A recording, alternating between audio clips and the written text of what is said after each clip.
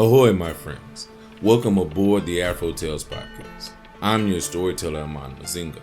Join me as we explore the tales that grew from the people of indigenous and African descent in the Americas and the Caribbean. After, come and see me, chef, who will impart upon you a recipe for the story you have just heard.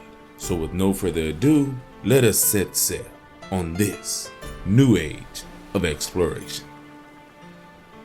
Why the Sea Moans.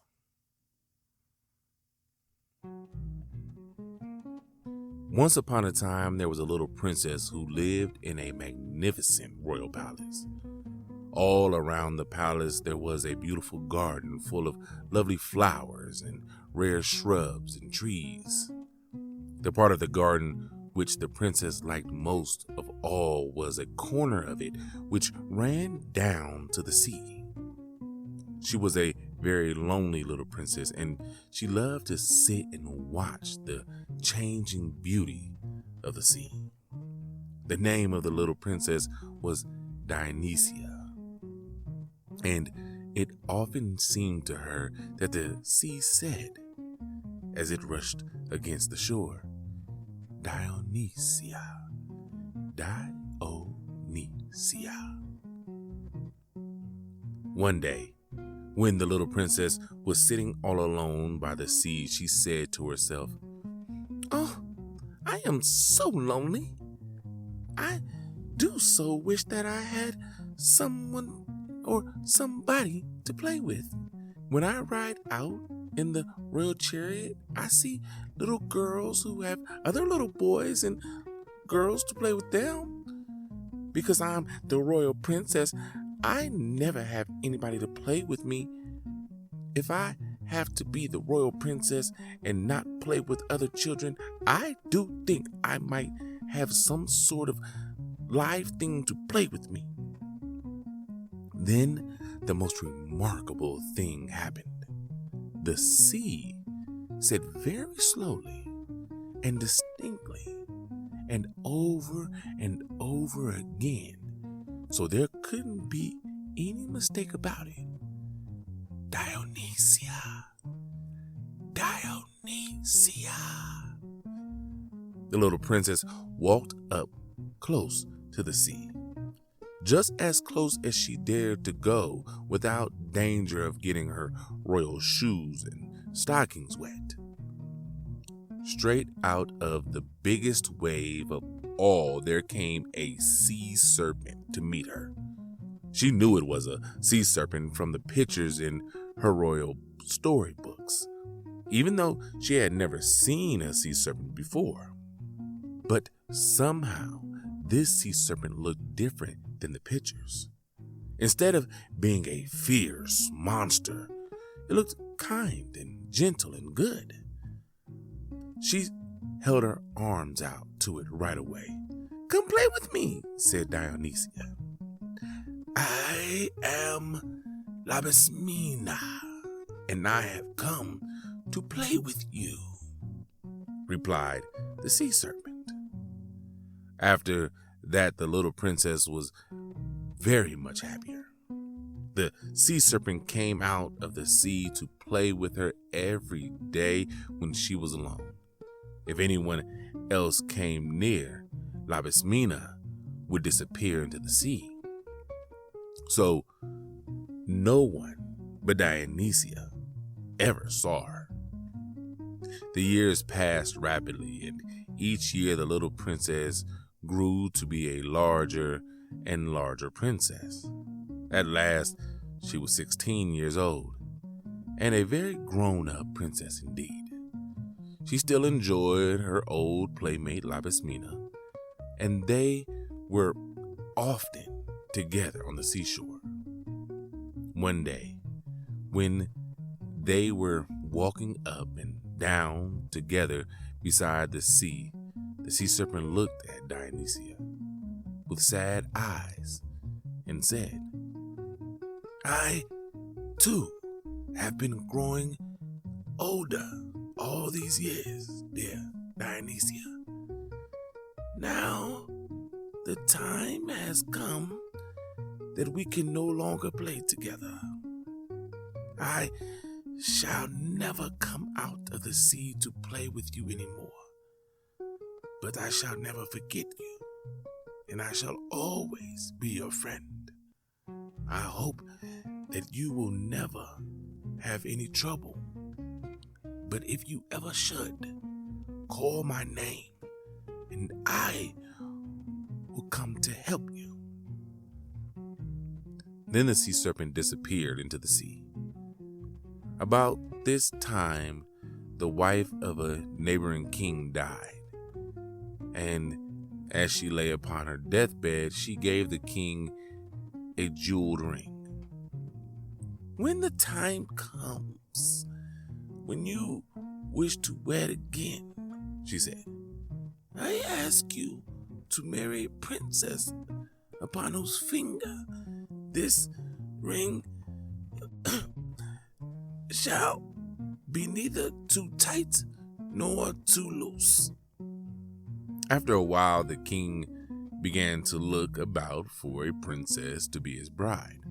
He visited many royal palaces and tried the ring upon the finger of many royal princesses.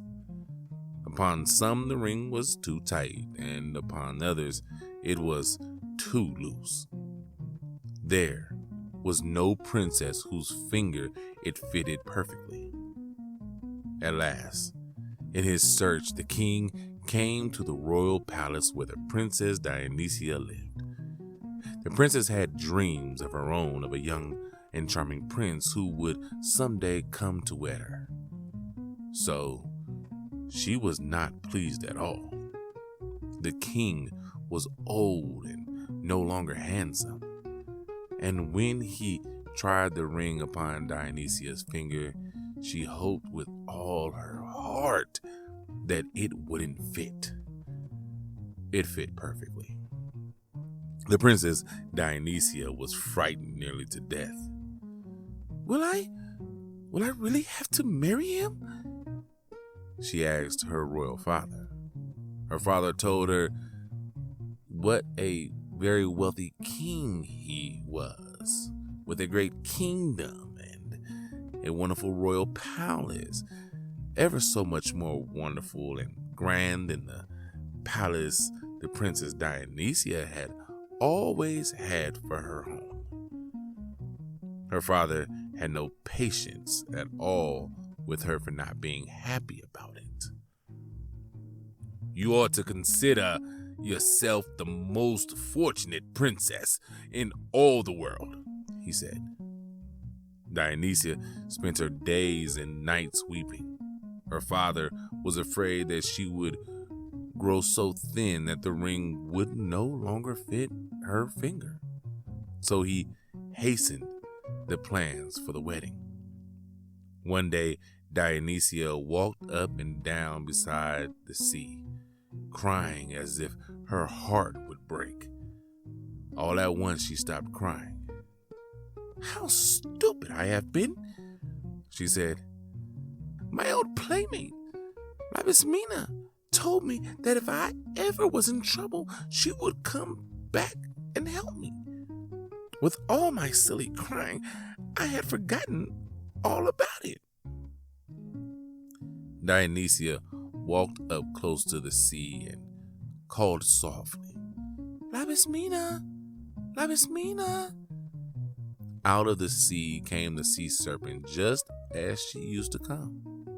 The princess told the sea serpent all about the dreadful trouble which was threatening to spoil her life. "Have no fear," said Labismina.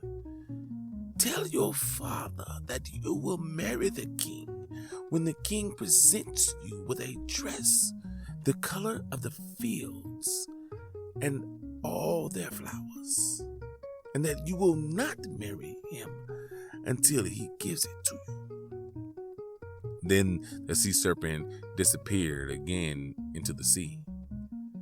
Dionysia sent word through her father to the royal suitor that she would wed him only when he procured her a dress with the colors of the fields and all their flowers.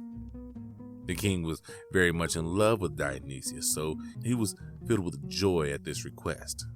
He searched everywhere for a dress the color of the fields and all their flowers. It was a very difficult thing to find, but at last he procured one. He sent it to Dionysia at once. When Dionysia saw that the king had really found the dress for her, she filled with grief.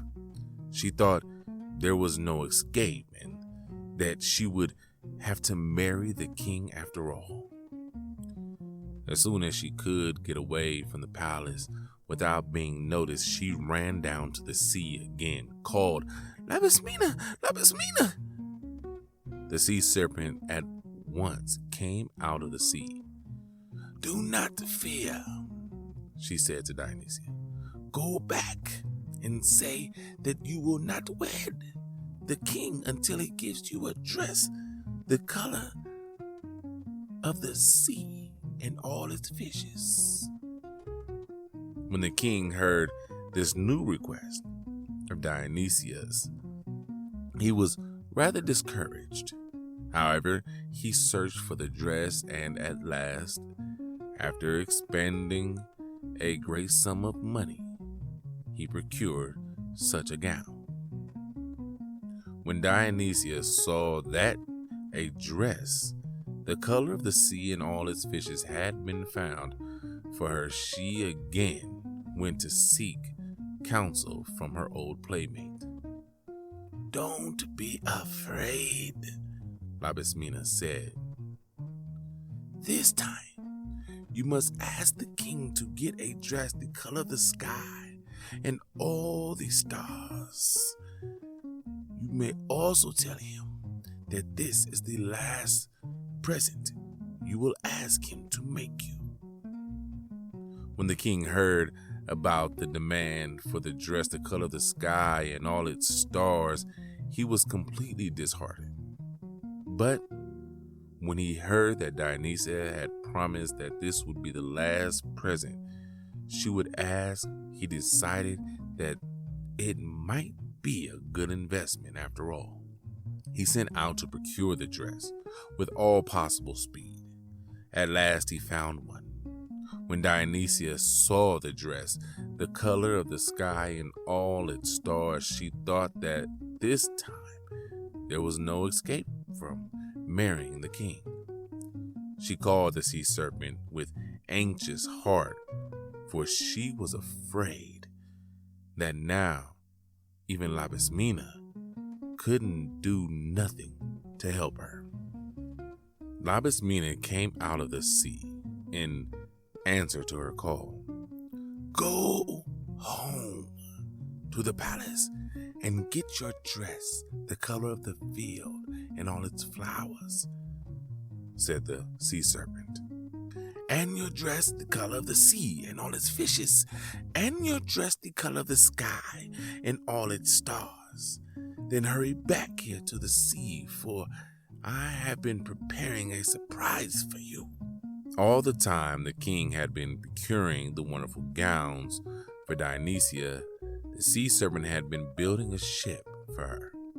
When Dionysia returned from the royal palace with her lovely dresses, all carefully packed in a box, there was a queer little boat awaiting her. It was not at all like any other boat she had ever seen, and she was almost afraid to get into it when Labismina asked her to try it. "This little ship which I have built for you," said Labismina, "will carry you far away over the sea to the kingdom of a prince who is the most charming prince in all the world. When you see him, you will want to marry him above all others." "Oh, Labismina, how can I ever thank you for all that you have done for me?" cried Dionysia. "You can do the greatest thing in the world for me," said Labismina. "Though I have never told you, I do not believe that you have ever suspected it. I am really an enchanted princess. I shall have to remain in this form of a sea serpent until the happiest maiden in all the world, at the hour of her greatest happiness, calls my name 3 times. You will be the very happiest girl in all the world on the day of your marriage. And if you remember to call my name 3 times, then you will break my enchantment, and I shall once more be a lovely princess instead of a sea serpent. Dionysia promised her friend that she would remember to do this. The sea serpent asked her to promise 3 times to make sure. When Dionysia had promised 3 times and again embraced her old playmate and thanked her for all that she had done, she sailed away in the little ship. The sea serpent disappeared into the sea. Dionysia sailed and sailed in the little ship, and at last it bore her to a lovely island. She thought that she had reached her destination, so she stepped out of the boat, not forgetting to take her box of dresses with her.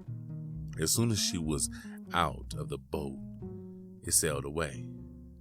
"Now, what shall I ever do?" said Dionysia. "The ship has gone away and left me, and how shall I ever earn my living? I have never done anything useful in all my life." Dionysia surely had to do something to earn her living immediately. So she at once set out to see what she could find to do. She went from house to house asking for food and work. At last, she came to the royal palace. Here, at the royal palace, they told her that they had great need for a maid to take care of the hens.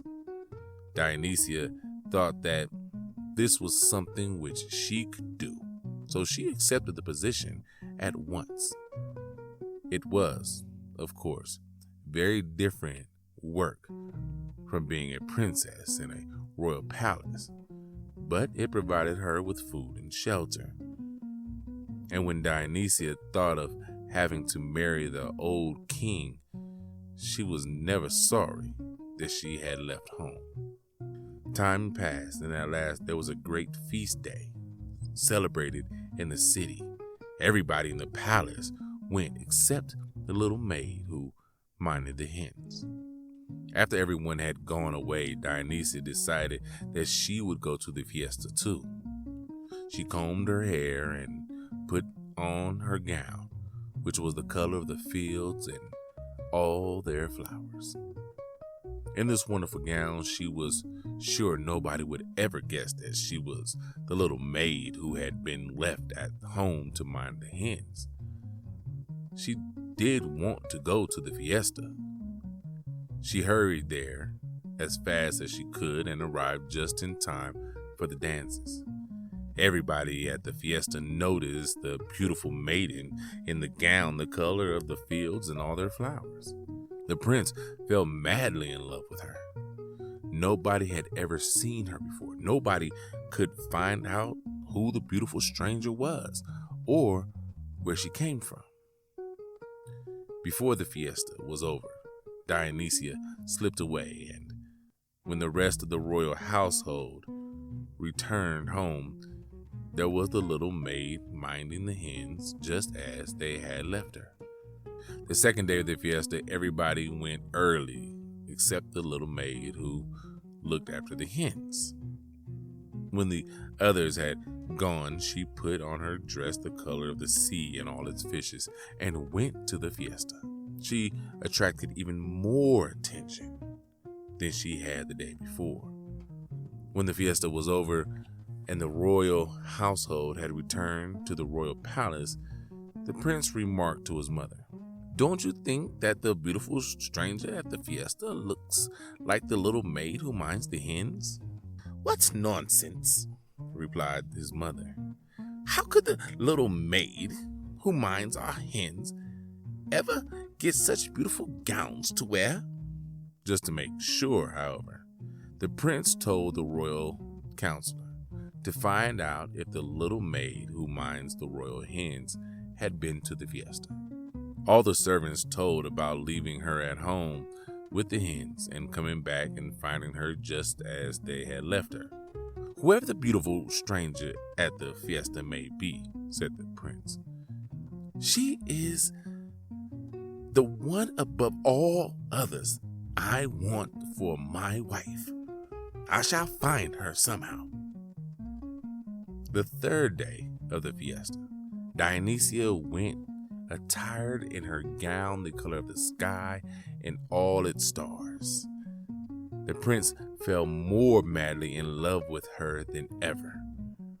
He could not get her to tell him who she was or where she lived, but he gave her a beautiful jewel. When the prince returned home, he would not eat any food. He grew thin and pale. Everyone around the palace tried his best to invent some dish which would tempt the princess's appetite. Finally, the little maid who took care of the hen said that she thought she could prepare a dish which the prince would eat. Accordingly, she made a dish of broth for the prince, and in the bottom of the dish she dropped the jewel which the prince had given her. When the broth was set before the prince, he was about to send it away untouched, just as he did everything else. But the sparkling jewel attracted his attention. "Who made this broth?" he asked as soon as he could speak. "It was made by the little maid who minds the hens," replied his mother. "Send for the little maid to come to me at once," cried the prince. "I knew that beautiful stranger at our fiesta looked like our little maid who minds the hens." The prince married Dionysia the very next day, and Dionysia was the very happiest girl in all the world, for from the first moment that she had seen the prince, she had known that he was the one above all others whom she wished to marry. Alas, in Dionysia's excitement, she forgot all about calling the name of her old playmate, Labismina, at the hour of her marriage, as she had promised to do. She thought of nothing but the prince. There was no escape for Labismina. She had to remain in the form of a sea serpent because of Dionysia's neglect.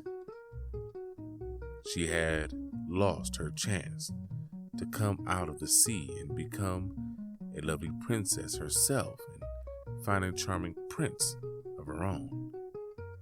For this reason, her sad moan is heard in the sea until this very day.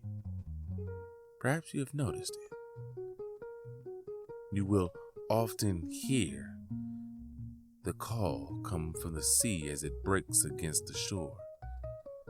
Dionysia, Dionysia. No wonder that the sea moans.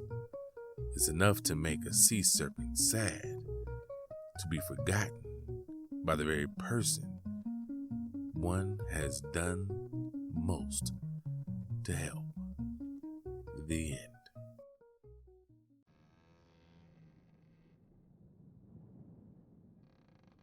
Wow, so that was a very interesting story. A lot more than I expected it to be. It took some twists and turns that I kind of knew were coming, but that I didn't know were coming also. This story comes from the book Fairy Tales from Brazil, How and Why Tales from Brazilian Folklore by Elise Spicer Els. Now, if you've been listening for a while, you have to reach back a little bit in our stories. And the most recent story that you're going to find is the Three Gowns, where it's similar to that. I mean, the three gown motif, but she becomes a businesswoman. If I mistake, if I have that correct, it's been a while since I've read that story. That was mid 2023 when I read that one. And then the other one, Cat Scanella, which was all the way back at the beginning, first season of the show. Oh, I probably need to go back and re-record that. Anyway, the motif probably most famous for it is a story called Tatterhood, and probably a more famous one, which popped in your head, was Cinderella. These stories where a young girl is the maid or servant for other people, and she sneaks off to the ball or fiesta or dance or whatever, and the prince falls in love with her, and through some form of investigation finds out who she is, and they become married. This story, though, is sad. Now, if you've read the original Cinderellas, you know how that gets dark. But this story is sad in another way that I did not expect. When it came to the serpent, the sea serpent, just call my name 3 times on your happiest day, and I will be transformed into a princess. I just knew in my heart that she was going to call her name, and that actually that princess would wind up marrying the king. Because so she could have her, her wedding and then whatever. But the fact that she never did, then I thought it was going to go real dark and say that because she didn't call the name of Labismina, that she was going to die. And so now, just on the winds of the ocean, you hear, some kind of, something as the sea calls out, about her betrayal, about the girl's betrayal, and Dionysia's betrayal, and I just knew that was coming. But for neither one of those two things to happen, but more like a combination of the two, where she doesn't get her happy ending, but she winds up staying a serpent the entire time, and now she just calls out to Dionysia in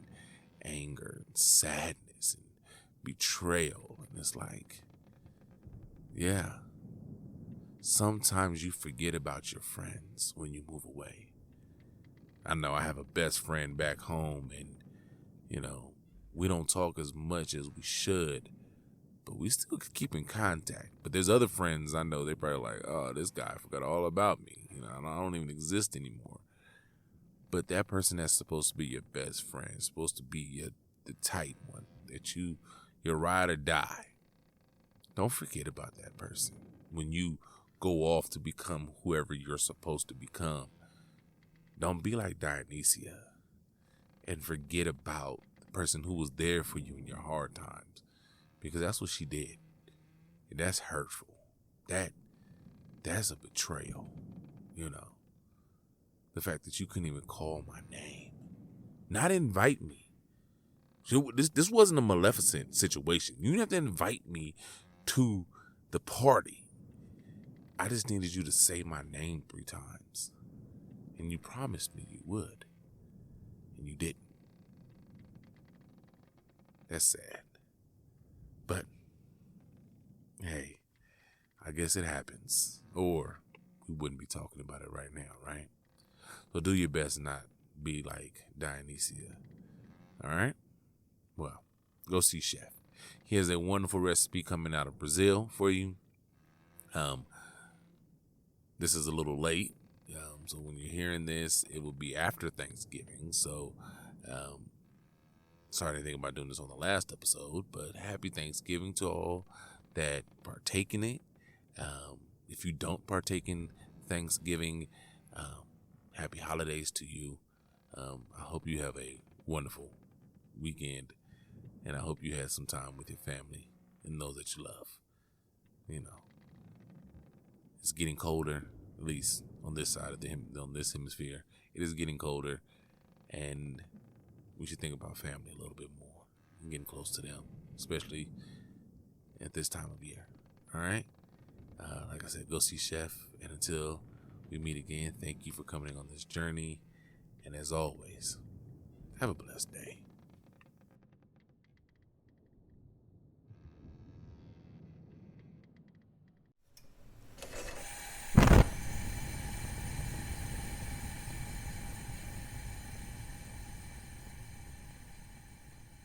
Welcome, my friends, to the Galley. I am your chef, and today we have a wonderful recipe inspired by the story you've just heard. Today, we will be creating Rabanada, or Brazilian deep-fried French toast. Now, what will you need for this wonderfully sweet and interesting recipe? 1 to 2 French bread, sliced 1.5 inches thick, should yield about 16 or so pieces.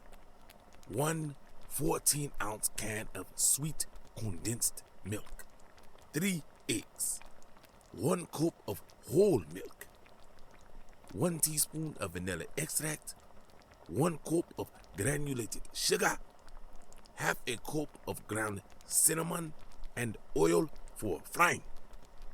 Now, how do we put this together? Easy. First, slice the bread into the 1.5 inch thick rounds and set aside.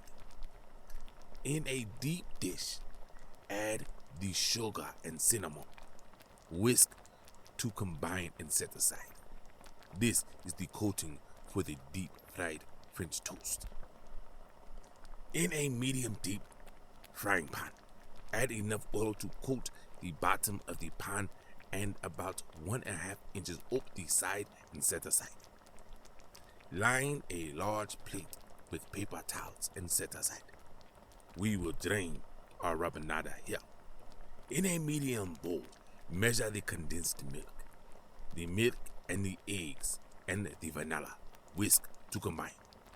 Dip the bread slices in the milk mixture until they absorb liquid. Then gently squeeze the bread to remove excess liquid and place it on a plate. Do this to all the pieces of the bread, working gently yet quickly to not oversoak the bread. Place the oil pan over medium heat. When the oil is hot, fry a few pieces of French toast at a time until golden brown on both sides. Place the fried bread on the lined paper towels to absorb excess oil. Roll the bread in the cinnamon sugar mixture while still hot. Don't forget to coat the sides too. And that's it, my friends. Now, go. Do what you do. Make this recipe yours. And until I have another wonderful recipe for you, remember the story of Dionysia and Labismina. And until next time, my friends, as always, enjoy.